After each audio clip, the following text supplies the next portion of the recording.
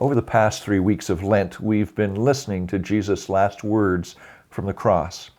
And today we come to the fourth word. It's a hard one, but I'm sure that it's also one that you can relate well to. My God, why have you forsaken me? Matthew recounts these words in chapter 27 of his gospel, yet they come originally from someone else, from the author of Psalm 22, who was also experiencing something very similar.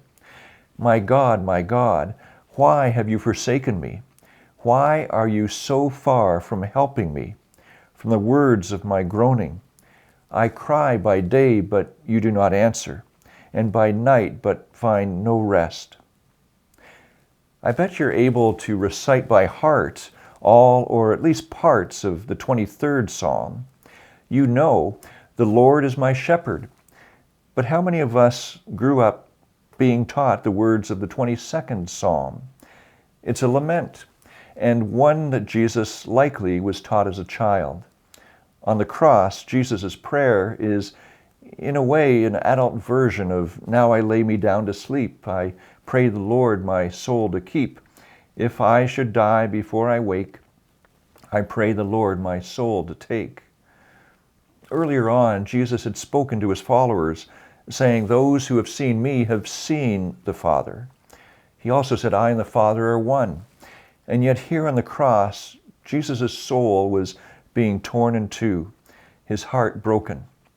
Here he offers a prayer of desertion. What's happened to you, God? Where have you gone? I need you with me. I can't do this without you. I'm certain people in Ukraine and elsewhere in the world, Russians too, caught up in the wreckage of war or watching it all unfold without any real sense of control or ability to change what's happening, have and are praying this very same prayer. Where are you, God? We won't get through this without you, Lord. It takes a deep faith. It takes a great faith to be able to pray this honestly to God. How often do you and I pray like this?